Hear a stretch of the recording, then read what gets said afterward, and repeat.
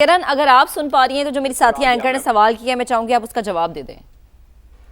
جی، سب سے پہلے تو بہت شکریہ۔ یہ جو اس وقت سچویشن بنی ہوئی ہے، کل ایسا محسوس ہو رہا تھا کہ بالکل خاموشی ہے اور شاید کچھ نہیں ہو رہا، لیکن بیک ڈور ڈپلومیسی پاکستان کی طرف سے بہت زیادہ جاری تھی، مسلسل رابطے ہو رہے تھے، مسلسل بات چیت ہو رہی تھی، اور اسی کا پھر یہ ہمیں نتیجہ نظر آتا ہے کہ آج ہمارے پاس یہ اطلاعات سامنے آئی ہیں کہ وزیر خارجہ عباس عراقچی اپنے مختصر ڈیلیگیشن کے ساتھ پاکستان آ رہے ہیں اور یہاں پر آ کر جو مذاکرات کے معاملات ہیں اسے آگے بڑھائیں گے۔ اس میں بہت ساری چیزیں ہیں، اس میں بہت ساری پوسٹرنگ بھی ہے، جیسے کہ کل جب ہم نے یہ سب دیکھا تو بہت سارے ایسے اسپوائلرز انہوں نے یہ باتیں بھی کرنا شروع کر دیں کہ ایران کو اس وقت پاکستان کے اوپر بھروسہ نہیں ہے، تو ایران کا پاکستان آنا اور یہاں پر آ کر اپنے جس طرح سے ابھی عبداللہ صاحب بات کر رہے تھے کہ ایران کے جو مسائل ہیں یا جو ان کی سوچ ہے یا جو مسٹرسٹ پایا جاتا ہے وہ بالکل اپنی جگہ درست ہے، کیونکہ اس سے پہلے بھی جب مذاکرات ہوئے ہیں، یہ چاہے پاکستان کے مذاکرات ہوں یا اس سے پہلے دوحہ کے مذاکرات ہوں یا اس سے پہلے جو براک اوباما کے دور کے مذاکرات اور اس کے اوپر ڈیل فائنل ہو جانا ہو، لیکن ہمیشہ ہم نے دیکھا ہے کہ امریکہ اس میں سے کس طرح سے نکلا ہے، یا ڈونلڈ ٹرمپ نے ریسنٹ پاسٹ میں کس طرح سے اس پہ یو ٹرنز لیے ہیں، یا وہ کس طرح سے مزید معاملات کو پیچیدہ کرتے رہے ہیں، بڑھاتے رہے ہیں۔ تو ایک مسٹرسٹ کا جو عنصر ہے وہ ایران کی طرف سے موجود ہے۔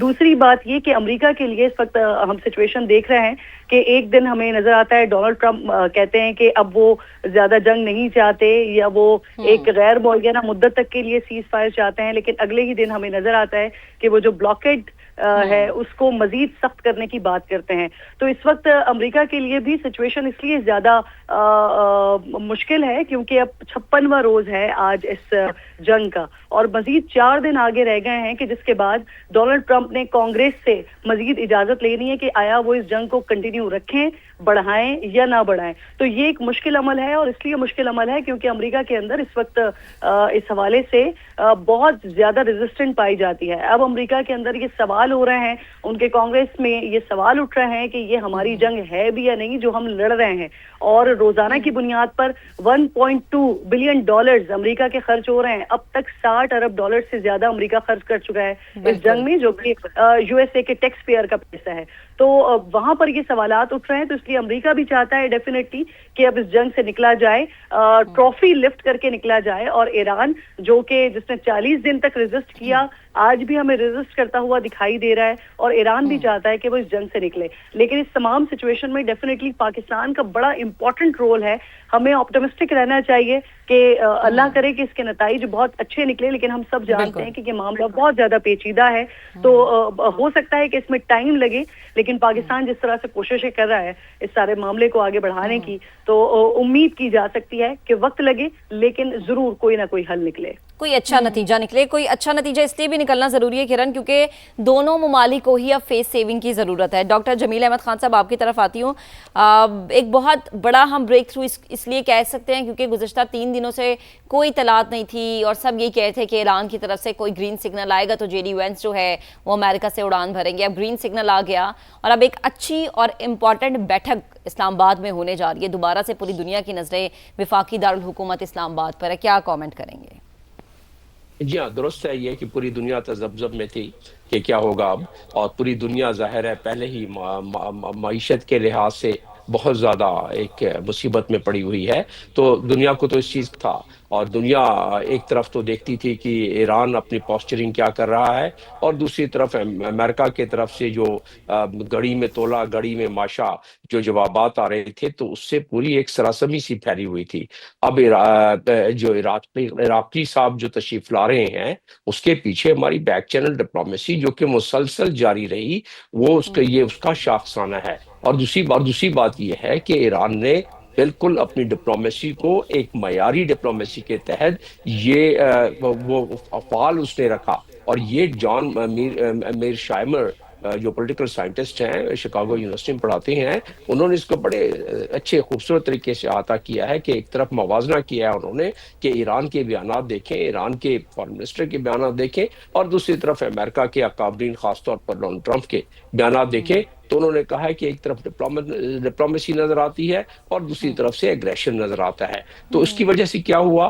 پہلی بات تو یہ ہے کہ ریٹنگ میں ڈونلڈ ٹرمپ کی باقی چیزوں کے علاوہ ایک یہ بھی فیکٹر رہا. باقی تو ظاہر ہے معاشی باتیں ہیں جس میں کہ امریکہ میں مہنگائی اور اقتصاد بازی اور امریکہ میں جو پریشر پڑ رہا ہے لوگوں کو وہ اپنی جگہ. تیسری اس میں چیز یہ ہے کہ جو ایپیک ہے وہاں، یہ ایک نئی چیز میں نے دریافت کی، میرا خیال ہے باقی بھی کہیں ذکر آیا ہوگا، جو وہاں اسرائیلی لابی ہے وہ بھی پہلی مرتبہ کچھ تھوڑی بہت پریشر میں آئی ہے. پہلے کبھی پریشر میں اس طرح نہیں آئی، کیونکہ وہاں جو گراس روٹ لیول پہ جو اوپینین چینج ہو رہے ہیں اب لوگوں کے، کہ پہلے 2023 میں لوگ اس میں اسرائیل کی اور جنگ کے فیور میں ہوا کرتے تھے 60% کے قریب، اب تقریباً 30-37% کے قریب، اور اتنی ریٹنگ بھی گر گئی ہے. تو اس کی وجہ سے ایپیک پر بھی تھوڑا پریشر پڑا ہے. دوسری طرف ایک اور ڈائمنشن اس کا ہے، وہ ہے اسرائیل. اسرائیل اسپائلر تو ہے بالکل، اور رہے گا بھی ہمیشہ اس علاقے میں، جب تک ہے وہ اسپائلر رہے گا. اور اس کی وجوہات ہم آپ کی چینلز پہ ڈسکس کرتے رہے ہیں، جو اس کے 1897 سے لے کے اب تک گریٹر اسرائیل کا جو کانسیپٹ ہے. لیکن اس وقت آپ کا موضوع جو ہے دنیا جو ہمارے ناظرین بھی جاننا چاہیں گے کہ اب اس کے بعد کیا ہونا ہے. خاص طور پہ راقی صاحب تو تشریف لا رہے ہیں. میں اسرائیل کا بس چند 5-6 سیکنڈ میں تذکرہ کر دوں کہ اسرائیل کو بھی اس دفعہ جتنی تکلیف پہنچی ہے، اور جس طریقے سے آئرن ڈوم ان کے، اور جس طریقے سے تھاڈ میزائل اور جو ان کے ڈیفنس پروٹیکشن سسٹم ہے، ایئر ڈیفنس سسٹم، جس طریقے سے اس نے ناکامی ہوئی، اور تقریباً ایک خاص پرسنٹیج جو ہے سپرسونک کے میزائل اس نے تباہی مچا دی ہے ڈیمونا میں، ابزا میں یہ اور باقی ان کی پورٹ سٹی میں، اور اس کے تل ابیب میں. وہ اب بھی وہاں وہ کھنڈرات موجود ہیں. ایران بھی کو بھی اسرائیل کو بھی ٹائم چاہیے کہ وہ کرے. اور دوسرا، ان کے مینوفیکچرر نے وائٹ ہاؤس میں جب ان کو بلایا گیا ڈونلڈ ٹرمپ نے کہ جی آپ جلدی جلدی ایئر ڈیفنس سسٹم اب تیار کریں، یہ جو پیٹریاٹ ہے اور باقی تھرڈ سسٹم ہے، تو انہوں نے بتایا کہ اس پہ تو ٹائم لگے گا. تو ان تمام چیزوں کو احاطہ کریں تو مجھے جو بات میں کہنا چاہتا ہوں آخری سینٹینس میں، وہ یہ کہنا چاہتا ہوں کہ اب آپ دیکھیں گی کہ چند گھنٹوں میں، چند صاحب آپ لمحوں میں، ہمارے ساتھ ہی رہے گا. ابصار عالم صاحب سینئر اینکر پرسن ہمیں جوائن کر چکے ہیں. ابصار عالم صاحب یہ کہیے گا کہ ایک تو بہت بڑا بریک تھرو ہے جس خبر کا انتظار تھا، 3 دن کے ڈیڈ لاک کے بعد یہ خبر سامنے آئی ہے، ایرانی وفد جو ہے وہ پاکستان آ سکتا ہے، مذاکرات کا عمل آگے بڑھ سکتا ہے. ایک تو اس کا آپ بتائیے گا کہ اس کے بارے میں آپ کیا سوچتے ہیں. دوسری بات یہ کہ امریکہ اور ایران دونوں کے لیے کتنا اہم ہو گیا تھا یہ مذاکرات کا عمل آگے بڑھنا؟ دیکھیں، ایک تو یہ میرا خیال ہے کہ ایکسائٹمنٹ تھوڑی سی ہمیں کم رکھنی چاہیے، کیونکہ مذاکرات یا نیگوسیشن جو اس طرح کمپلیکیٹڈ ایشو پہ ہیں، یہ اس میں اپس اینڈ ڈاؤنز آتے رہیں گے، بہت لمبا عرصہ چلتی ہیں یہ چیزیں.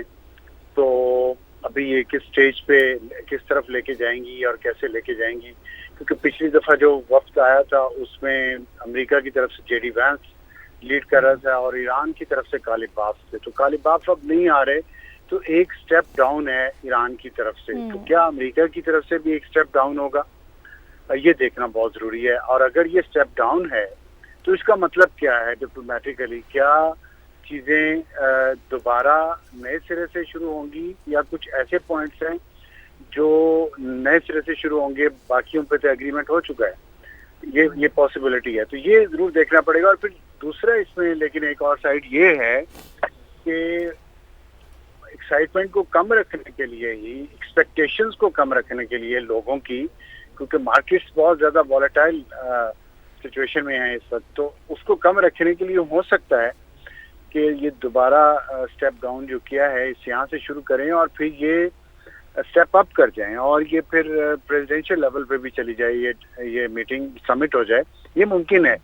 میں تو پاسبلٹی کی بات کروں تو، لیکن اس لیے دونوں قسم کی پاسبلٹی ہیں. دیکھنا یہ ہے کہ یہ سی سو جو چل رہا ہے یہ کہاں جا کے رکتا ہے اور کیا نتیجہ نکلتا ہے. کیا دوسرا راؤنڈ حتمی ہوگا یا پھر تیسرا اور چوتھا بھی ہوگا؟ جو مجھے نظر آ رہا ہے وہ یہ ہے کہ بہت سارے لوگ مایوس ہو جاتے ہیں جب چیزیں سلو ہوتی ہیں، اور پھر باتیں شروع ہو جاتی ہیں، پاکستان کے خلاف باتیں شروع ہو جاتی ہیں، پاکستان کی لیڈرشپ کے خلاف باتیں شروع ہو جاتی ہیں. اسلام آباد کے بند ہونے پہ بہت زیادہ لوگوں کو شکایات ہیں. تو یہ سب چیزیں ظاہر ہے یہ ساتھ ساتھ ہی چلیں گی. اگر ہم نے یہ کام شروع کیا ہے میڈیشن کا تو اس کی کچھ نہ کچھ کاسٹ تو دینی پڑے گی. تو اس لیے میرا خیال ہے کہ ہمیں اپنے نروس قابو میں رکھنے چاہیے.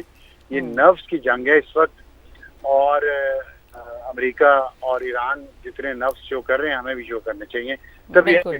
कश्ती को किसी किनारे पे ले जा सकेंगे।